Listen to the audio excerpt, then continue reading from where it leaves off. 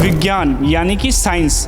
Chimpanzee 99% DNA इसका आदमी के साथ मिलता है। हमारे आसपास हम जो कुछ भी देखने, सुनते और करते हैं सब विज्ञान ही तो है। कार्बन डेटिंग से किसी बोन को देख के ये पता लगा जा सकता है साइंस के अनुसार कि ये किसी हिंदू का बॉडी रहा होगा या किसी मुस्लिम का बॉडी रहा होगा। पृथ्वी पर जीवन की उत्पत्ति कैसे हुई, कार्बनिक विकास कैसे हुआ, उसी को यह गैलरी दिखाता है। विज्ञान तकनीक तथा नवाचार का किसी भी देश की आर्थिक वृद्धि और सामाजिक विकास पर बहुत प्रभाव पड़ता है। ये अपने HMS बीगल जहाज से दुनिया की बहुत बड़ी सैर इन्होंने की थी और घूमते घूमते जब साउथ अमेरिका के पास पहुंचे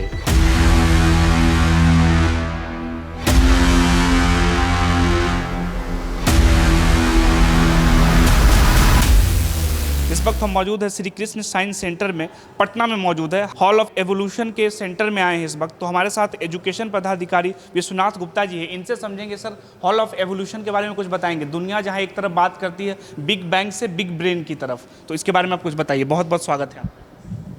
अभी आप यहाँ इस प्रदर्शन में देख रहे हैं, सबसे आगे हम लोगों ने चिंपैंजी को रखा है यहाँ पे। तो चिंपैंजी एक्चुअली 99% डीएनए इसका आदमी के साथ मिलता है और फिर पूछहीन बंदरों से वनमानुष और फिर मानव की उत्पत्ति हुई है। तो उसी को यह प्रदर्शन दिखाने के लिए लाया गया। तो ये हॉल ऑफ एवोल्यूशन बनाया गया है, इसके प्रदर्शनी के पीछे क्या विचार रहा है कि लोगों को जागरूक करे साइंस के लिए, या फिर क्या आप पृथ्वी पर जीवन की उत्पत्ति कैसे हुई, कार्बनिक विकास कैसे हुआ, उसी को यह गैलरी दिखाता है कि पृथ्वी पे जीवन कैसे आया। तो अपने पूर्वजों के बारे में लिखा गया, तो उसके बारे में आप कुछ बताइए। पूर्वजों में तो अभी आप यहाँ पर जैसे देखें उसी तरह से ऑस्ट्रेलोपिथिकस, होमो हैबिलस, होमो इरेक्टस, होमो सेपियंस धीरे धीरे फिर विकास हुआ है। आप अगर इधर खोपड़ी को देखेंगे तो आप पाएंगे कि यहाँ जबड़ों के द्वारा दिखाने का प्रयास हुआ है कि पहले जबड़े बाहर थे, आंखें धंसी हुई थी, मस्तिष्क छोटा था। जैसे जैसे आप आधुनिक मानव के ओर आएंगे तो जबड़ा अंदर गया तो आंखें बाहर आईं, तो हमारे देखने की क्षमता बढ़ गई। मस्तिष्क ज़्यादा बड़ा और गोल होता गया तो उसका वॉल्यूम बढ़ता गया, तो हम लोग की सोचने की क्षमता बाकी जीव के तुलना में बहुत ज़्यादा है। हाथी एक बड़ा जीव है लेकिन उस शरीर की तुलना में मस्तिष्क छोटा है, जबकि मानव जो है अगर 70 किलो का है तो 1:47 का रेशियो आता है, यानी 1.5 किलो का उसका मस्तिष्क होता है। तो उसके सोचने की क्षमता बहुत ज़्यादा है। तो पृथ्वी पे विकास करने का दो मुख्य कारण है, एक तो हमारा मस्तिष्क का विकास और दूसरे हमारे हाथ में शुद्ध पकड़, प्रिसीजन ग्रिप, जिसके कारण सिर्फ आदमी ही इस धरती पे औजार का इस्तेमाल करता है, बाकी जीव जंतु नहीं कर पाएंगे क्योंकि हाथ मुड़ते हैं, ये कह रहे हैं। हाँ, शुद्ध पकड़ है हमारे हाथ में जो किसी दूसरे जीव में नहीं है। जैसे आपने बताया कि हमारे पूर्वजों के दांत बाहर थे और आपने क्या बताया आँख अंदर था। हाँ, अंदर धंसा था। तो पहले आदमी, जैसा कि आप जानते हैं कि जानवर जो है सुनने सूंघने पे ज़्यादा ध्यान देते हैं, लेकिन जैसे जैसे जबड़ा अंदर गया तो आंखें बाहर आई, तो देखने की क्षमता ज़्यादा विकसित हुई। तो हम लोग देखने पे ज़्यादा विश्वास करते हैं और सुनना सूंघना हम लोगों ने कम कर दिया, तो वो गुण हमारे अंदर से कम होता चला गया। साइंस के अनुसार उसी टेक्नोलॉजी का जो कह रहे हैं कि गलत इस्तेमाल हो रहा है, तो लग रहा है उसका इम्पैक्ट पड़ रहा है इंसान के मस्तिष्क पे कुछ, अभी जो यंग जनरेशन जो कंज्यूम कर रही है। यंग जनरेशन उसके उपयोग के कारण बहुत भूल जाती है बहुत सी बातों को जो हम लोग याद रखते थे। देखिएगा तो दूसरे तीसरे चौथा क्लास का बच्चा टेबल बोलता है और 9वां 10वां का बच्चा टेबल भूल जाता है। तो एक्चुअली क्या हमारा मेमोरी कैपेसिटी जो है वो इलेक्ट्रोमैग्नेटिक रेडिएशन के कारण कम हो रहा है उसमें ज़्यादा रहने से। तो जैसे आपने बताया चिंपांजी के बारे में, तो क्या साइंस के अनुसार क्या लगता है कि चिंपांजी आज भी मानसिक रूप से उतने विकसित नहीं हो पाए जितना मानव हो पाया? दोनों की जर्नी तो एक ही जगह से शुरुआत हुई थी। धीरे धीरे एक्चुअली देखिए क्या है कि धीरे धीरे इवोल्यूशन होता है और फिर एक स्पेसीज से दूसरे स्पेसीज निकलती है। तो जो उन्नत स्पेसीज है उन्नत हो रही है और जो पहले जैसी भी स्पेसीज है वो भी तो यहाँ मौजूद है, क्योंकि बहुत बड़ा फ्लोरा फाउना का डाइवर्सिटी हम लोग देखते हैं। तो प्लांट हो या एनिमल, उसके बहुत वेराइटी को हम लोग पाते हैं। यहाँ से अगर आप देखेंगे तो करीब 460 करोड़ वर्ष पहले की कहानी शुरू होती है पृथ्वी का।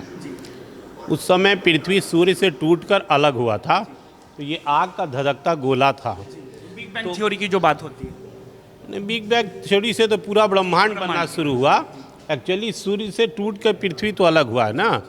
तो पृथ्वी जब शुरू में था तो न इसका तापमान रहने लायक था, न यहाँ पानी था, न यहाँ ऑक्सीजन था, न यहाँ नाइट्रोजन था।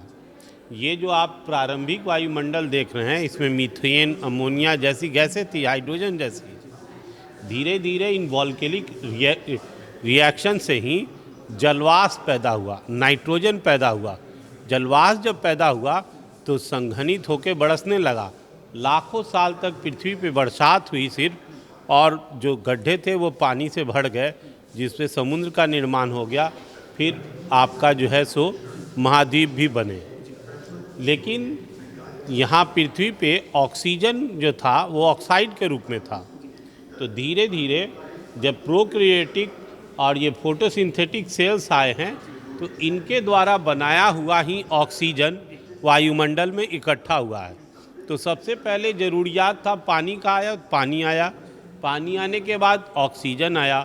ऑक्सीजन जब आया और ये फोटोसिंथेटिक जो एनिमल हैं उसने शुरू किया ये प्रकाश संश्लेषी, फिर धीरे धीरे कार्बनिक विकास हुआ है। तो इसमें पहले विकास की यात्रा है पूरी। हाँ, विकास की यात्रा है कि पहले एक्सोस्केलेटन, बाहर कवचधारी पौधे मतलब जीव जंतु आए, फिर अंदर जिस स्केलेटन वाले आए, फिर धीरे धीरे बंदर, बनमानुष, तब आदमी आया। तो ये देखने से लगता है एक्चुअली ये बहुत बड़ा टाइम स्पैन है, 460 करोड़ का। और ये 60 करोड़ वर्ष पहले पृथ्वी का हुआ है शुरुआत। तो उतना बड़ा समय में धीरे धीरे इस तरह का इवोल्यूशन हुआ है। तो इतना तरह का फ्लोरा फाउना यहाँ डेवलप किया है। बहुत से जीव इस क्रम में तो विलुप्त भी हो गए। हाँ हाँ, प्रतिदिन पृथ्वी पर से बहुत से, जैसे डोडो गायब हो रहा है, आप देखिए वल्चर गायब हो रहा है, हमारे घरों से गौरैया गायब हो रही है। तो पृथ्वी पे ही लगातार चल रहा है कि कुछ प्रजातियां आ रही हैं और कुछ समाप्त हो रही हैं। तो जिस तरह से कहा जाता है कि जीवन की उत्पत्ति पानी में हुई, समुद्र में हुई, और विनाश भी कह रहे हैं कि पानी में होगी। जिस तरह से ग्लेशियर पिघल रहे हैं और समुद्र का स्तर धीरे धीरे बढ़ता जा रहा है, तो इसकी सच्चाई क्या लग रही है आपको? देखिए एक्चुअली क्या है, आप इधर में जो शुरू में देखेंगे प्रीमोर्डियल सूप, तो एक्चुअली पानी के अंदर ही जीवन शुरू हुआ।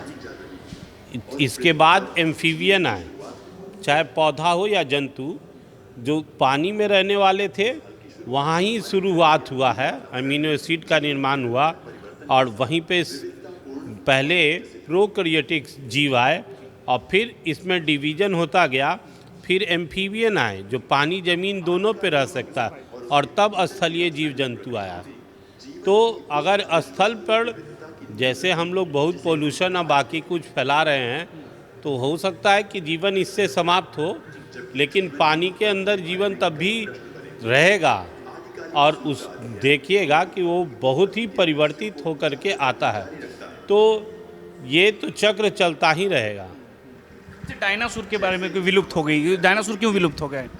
डायनासोर का विलुप्त होने का कारण माना जाता है कि एक क्षुद्रग्रह आके पृथ्वी से टकरा गया, और पृथ्वी जब टकराया पृथ्वी से, तो इतना भयानक विस्फोट हुआ पृथ्वी पे कि बहुत सारा ज्वालामुखी विस्फोट होने लगा। पृथ्वी पे बहुत भारी भूकंप आया तीव्रता का, जिसके कारण बहुत बड़ा विनाश हुआ। तो विनाश में बहुत से जीव जंतु मर गए। इवन आप जहाँ जान रहे हैं, सहारा जो मरुस्थल है वो एक्चुअली हरा भरा जंगल था, जो मरुस्थल में परिवर्तित हो गया, और बहुत सी चीज़ों को, स्थलाकृतियों को पृथ्वी पर उस उल्कापिंड ने बदल दिया। और फिर जो बचे हुए जीव थे उससे फिर जीवन धीरे धीरे शुरू हुआ, और वो तो समाप्त हो गए। लेकिन बाकी जीव जंतु जो बच सके, जो ज़मीन के अंदर थे कुछ, वो बच पाए और फिर अंकुरित होकर के जीवन चला। जो बॉडी डिकम्पोज हो गई है, बोन डिकम्पोज नहीं हो पाते ना? नहीं, देखिए एक्चुअली सॉफ्ट चीज़ जल्दी डिकम्पोज होता है, हार्ड चीज़ धीरे धीरे डिकम्पोज होता है। तो आप यहाँ पर दिखा जा रहा ये कि अगर हम लोग खुदाई करते हैं और नीचे से कुछ हड्डियाँ मिल रही हैं, कोई भी जीव की हो या जीवाश्म हो, तो तो ये भी हम लोग के लिए बहुत महत्वपूर्ण है कि कार्बन डेटिंग से हम लोग किसी भी चट्टान की आयु जान सकते हैं। तो कितना साल पुराना ये रहा होगा और उस समय कैसा जीव रहा होगा। जैसे आप यहाँ देखिए, यहाँ बहुत से फॉसिल हैं। ये तो बहुत सारे फॉसिल्स हैं। अभी आप देखिए तो इस चट्टान पे पत्ती का छाप है और पत्ती के बीज का छाप है। ये एक्चुअली जो पौधा था ग्लासोप्टेरिस, उसका ये निशान है। रानीगंज झड़िया का जो कोयला खदान है वो इसी के जंगलों का है। तो वहाँ खदान में कोयले के साथ साथ ये निकलता है। तो एक्चुअली जब पत्ती जो है वो बालू के परत में घुस गया और समय के साथ साथ पत्ती तो समाप्त हो गया, लेकिन ये चट्टान पे जो छाप छोड़ता है तो इन छाप को मिला करके वैज्ञानिक निकाल लेते हैं एक गोंडवाना पीरियड में पृथ्वी पर था। और इसी के विशाल जंगलों का हम लोग रानीगंज झड़िया में कोयला खदान देखते हैं। उसी तरह से अगर आप कहें तो पत्तियों का जीवाश्म हुआ एक तरह से। हाँ, ये पौधे का जीवाश्म कहलाएगा। ये जंतु का, जैसे एमोनाइट आप देख रहे हैं, तो हिमालय के ऊपर में ये बहुत ज़्यादा मिलते हैं। क्योंकि हिमालय का निर्माण तिठित सागर में हुआ है, तो समुद्री जीवाश्म हम लोग हिमालय के ऊपर जाएंगे तो बहुत मिलेगा। एक समय पहले से हिमालय समुद्र के अंदर था। हाँ, तिठित सागर में ही इसका निर्माण हुआ है। तो पहले होता क्या है, पहले तो कोमल भाग नष्ट हो गया, फिर उस कोमल भाग के अलावा जो कठोर भाग था उसमें बालू घुसा और धीरे धीरे वो भी एक चट्टान का रूप ले लिया। और धीरे धीरे इसके ऊपर का स्केलेटन जो है वो समझिए कि एक सांचे का काम किया और वो बच गया। तो ये जो उसके अंदर जो बचा हुआ मिट्टी का भाग है जो जम के पत्थर बन गया, ये बताता है कि उस काल में कैसा जीवन रहा होगा और कैसे जीव जंतु रहे होंगे। तो यहाँ पे आप बहुत तरह के प्लांट और एनिमल जो है वो जीवाश्म को देख रहे हैं, जो बतलाते हैं कि पृथ्वी पे कार्बनिक विकास हुआ है। ये मानव का ही कंकाल है, आप देख रहे हैं। तो मानव के कंकाल को यहाँ पर लगाया गया है कि एक्चुअली जो जीवाश्म के रूप में दिखाने के लिए कि इस तरह से अगर आप खुदाई करेंगे तो अंदर तो जीवित नहीं मिलेगा, जीवाश्म मिलेंगे, पौधा होंगे या जंतु। ये जीवाश्म बतलाते हैं कि इसमें इसके बारे में वैज्ञानिक अध्ययन करते हैं, शोध करते हैं और क्या क्या परिवर्तन हुआ किस साल में या किस समय के अवधि में पृथ्वी पे, उसके बारे में जानकारियां बताते हैं। कई लोग जैसे कार्बन डेटिंग के थ्रू ही पता लगाया जा सकता है कि ये कितना पुराना डेड बॉडी रहा होगा। लेकिन कई लोग ये कहते हैं कि साइंस के अकॉर्डिंग तो ये पता लगाया जा सकता है कि ये मेल का बॉडी है या फीमेल का बॉडी है। लेकिन एक सवाल ये भी उछलता है, क्या कार्बन डेटिंग से किसी बोन को देख के ये पता लगा जा सकता है साइंस के अनुसार कि ये किसी हिंदू का बॉडी रहा होगा या किसी मुस्लिम का बॉडी रहा होगा? नहीं, धर्म के आधार पे तो हड्डियों में कोई परिवर्तन नहीं रहता है। तो साइंस के अनुसार हर कुछ सेम है। हाँ, उसके अनुसार हर मानव सेम है। साइंस भेदभाव नहीं कर रही है, लोग आपस में धर्म बना के खुद ही भेदभाव कर रहे हैं। हाँ, तो लोग बाहर धरती पे आते हैं और जिस धर्म के लोगों के साथ रहते हैं उसी धर्म के हो जाते हैं, एक अलग अलग धर्मों के, जबकि सब के सब तो मानव हैं। तो साइंस के अनुसार डेड बॉडी को देख के ऐसा कुछ पता नहीं लगाया जा सकता कि किस धर्म से ये बिलोंग करते हैं? नहीं। जहाँ विकास ने आकार लिया, ये डार्विन का स्टेचू आप देख सकते हैं, इनके बारे में सर बताइए कुछ डार्विन के लिए। आप यहाँ पे देख रहे हैं डार्विन को, बगल में इनके देख रहे हैं HMS बीगल जहाज़ को। ये अपने HMS बीगल जहाज़ से दुनिया की बहुत बड़ी सैर इन्होंने की थी। और घूमते घूमते जब साउथ अमेरिका के पास पहुँचे तो साउथ अमेरिका की मुख्य भूमि से कुछ हजार किलोमीटर दूरी पर उन्होंने कई द्वीपों को देखा।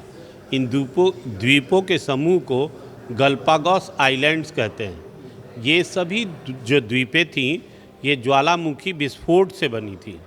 तो ज्वालामुखी विस्फोट से बनने के बाद भी इस पे इतना तरह का फ्लोरा फाउना यानी जंतु और पौधे कैसे आ गए, यही इसको सबसे ज़्यादा आकर्षित किया चार्ल्स डार्विन को।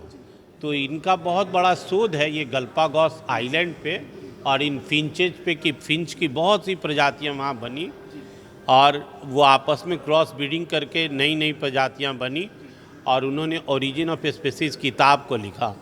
तो यहाँ पर और नेचुरल सेलेक्शन के सिद्धांत को दिया। तो ये एक बहुत बड़ा मोड़ था हम लोग के, ये कहिए कि सिद्धांत के रूप में विकास पृथ्वी पे हुआ है उसके बारे में, उसी को दिखाने के लिए यहाँ इसे लगाया गया।